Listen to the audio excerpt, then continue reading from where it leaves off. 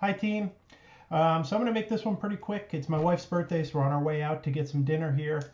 So I want to jump right in. I want to talk a little bit about branded traffic and non-branded traffic and what that means for your results in your Google Ads campaigns. So when I'm talking about results, today I'm really going to talk a lot about ROAS, or return on ad spend.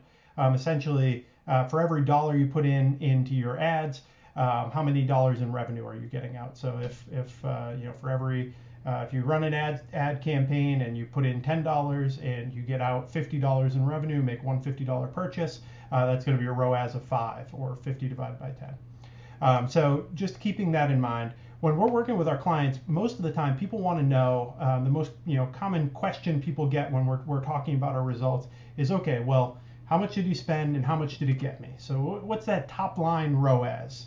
So if you put in, $10,000 this month, exactly how much in revenue did I get from that? And that's a really important question to know the answer to. We always want to make sure we're measuring the results of every campaign, and account-wide kind of know exactly what we're getting.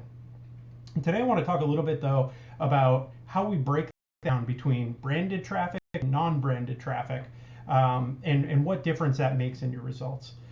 So just for sake of example, imagine we have a clothing boutique, call it Jazzy Joe's Clothing, and it's all menswear boutique, right? So your branded traffic is going to be anytime you're showing your ad and somebody's coming in searching for Jazzy Joe's or Jazzy Joe's Clothing or Jazzy Joe's Suit Coats, and anything like that that includes basically the brand name, or if you have any specific product names, a name that somebody would really only search for if they're looking for your particular product, basically anything you would trademark.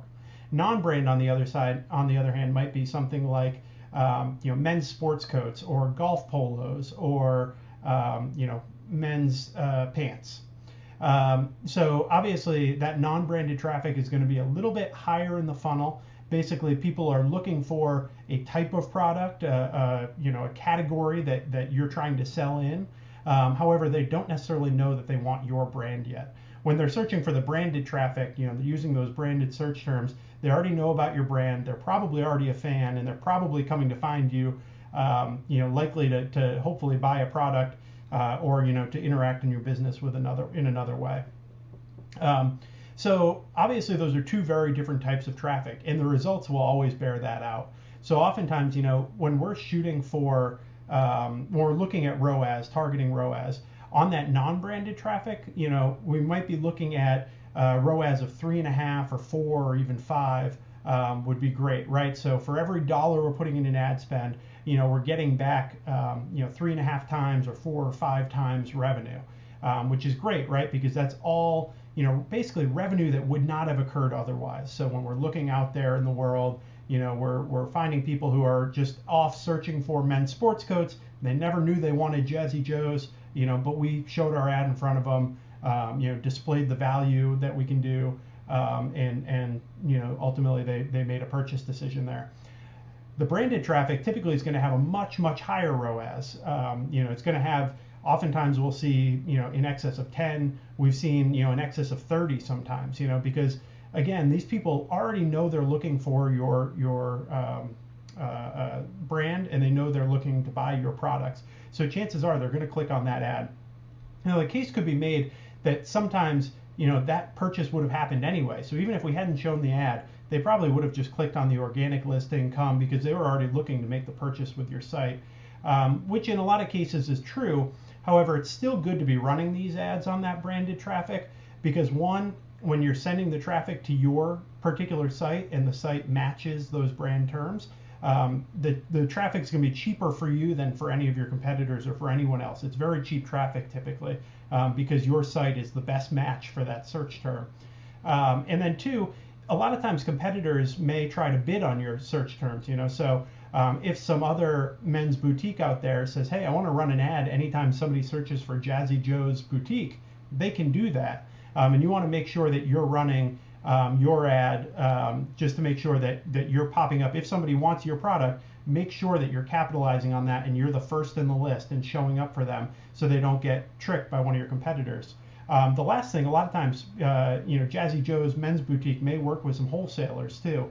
So if Nordstrom Rack or Men's Warehouse has a few Jazzy Joe's products, you don't want them showing up bidding, even though it is still a Jazzy Joe's product.